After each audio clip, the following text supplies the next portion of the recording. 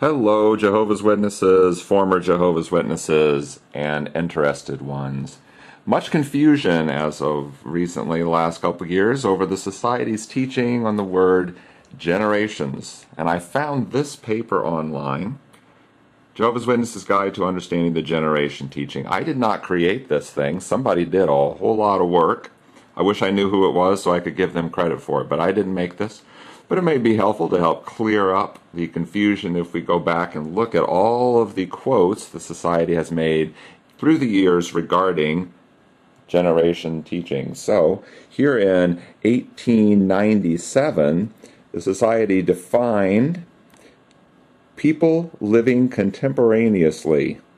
In other words, the signs mentioned will occur within a generation, epoch in the close of the age.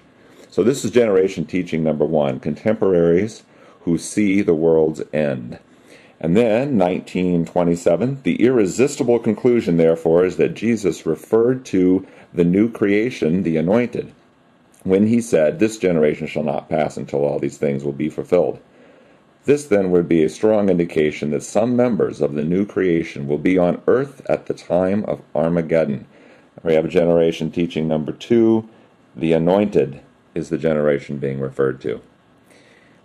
All right, 1951. The actual meaning of these words is, beyond question, that which takes a generation in the ordinary sense, as in Mark 8:12, Acts 13:36, for those who are living at the given period. So it was on this generation that the accumulated judgments were to fall.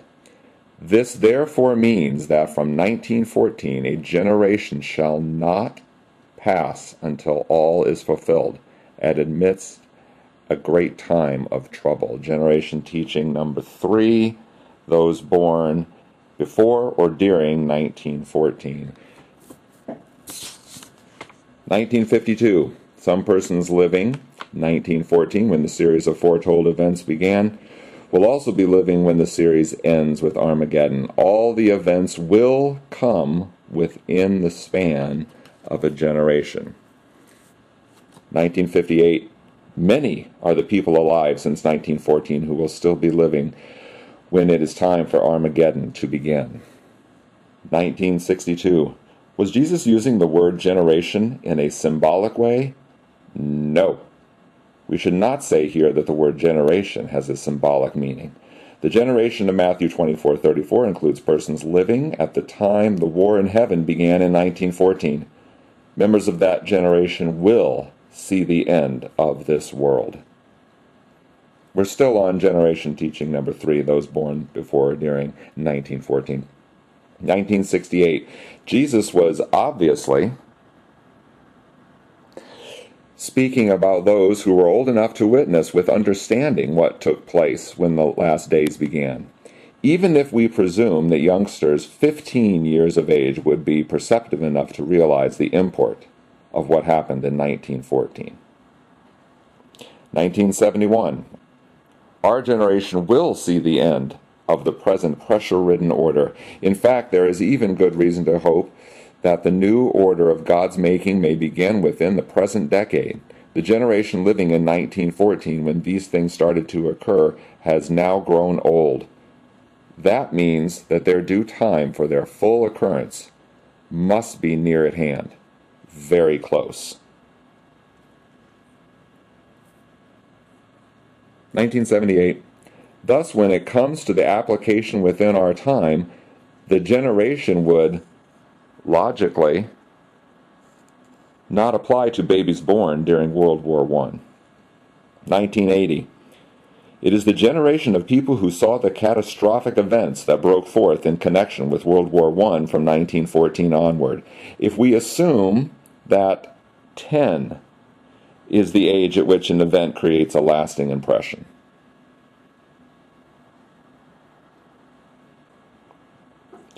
1984, if Jesus used generation in that sense and we apply it to 1914, then the babies of that generation are now 70 years old or older. Some of them will by no means pass away until all things occur. 1988. Things are starting to look kind of grim for the Watchtower. Most of the generation of 1914 has passed away. However, there are still millions on earth who were born in that year, or prior to it. Jesus' words will come true. This generation will not pass away until all these things have happened. 1991. Remember, Jesus said of those living through the last days, starting in 1914, truly I say to you that this generation will by no means pass away until all these things occur. Yes, peace will really come within this generation, but not through the nation's efforts. 1991. 1995. Therefore, in the final fulfillment of Jesus' prophecy today, this generation apparently refers to the peoples of earth who see the sign of Christ's presence, but fail to mend their ways. Generation teaching number 4 has just showed up. It is the wicked peoples of the earth. 2008. As a class, these anointed ones make up the modern day generation of contemporaries that will not pass away until all these things occur. This suggests that some who are not Christ's anointed brothers will still be alive on earth when the foretold Great Tribulation begins. This is generation teaching number 5, the anointed, which is actually generation teaching number 2, a return to an earlier generation teaching from 1927. The anointed. 2010. Here's the big one. To what generation did Jesus refer? Jesus was referring not to the wicked.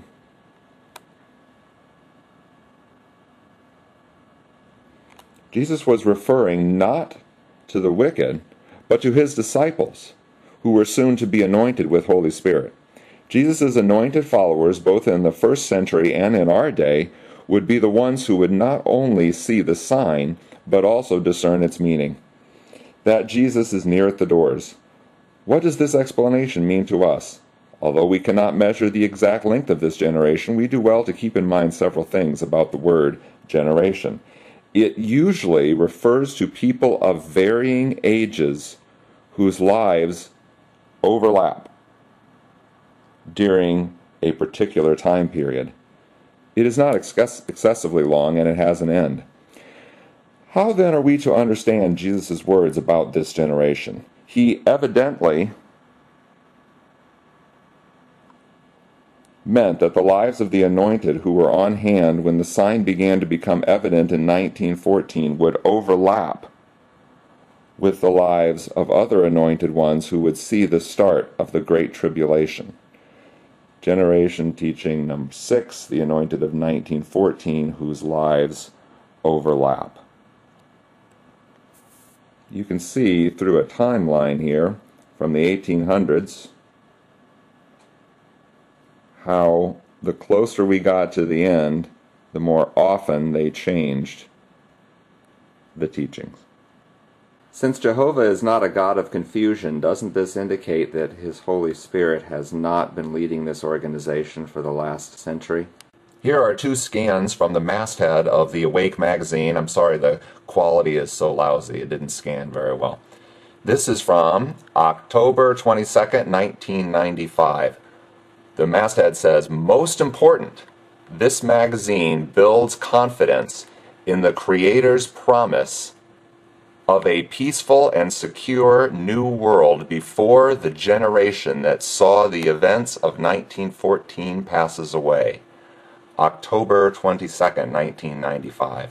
However, just 2 weeks later, November 8th, 1995, the most important thing at that time became, most important, this magazine builds confidence in the Creator's promise of a peaceful and secure new world that is about to replace the present wicked, lawless system of things.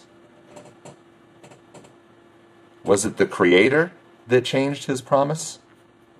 Or was it the Watchtower's false prophecy? Based upon the promises set forth in the divine word, we must reach the positive and indisputable conclusion that millions now living will never die. However, the prophet who presumes to speak in my name a word that I have not commanded him to speak, or who speaks in the name of other gods, that prophet must die. And in case you should say in your heart, how shall we know the word that Jehovah has not spoken? When the prophet speaks in the name of Jehovah, and the word does not occur or come true, that is the word that Jehovah did not speak. With presumptuousness the prophet spoke it. You must not get frightened at him. Based upon the promises set forth in the divine word, we must reach the positive and indisputable conclusion that millions now living will never die.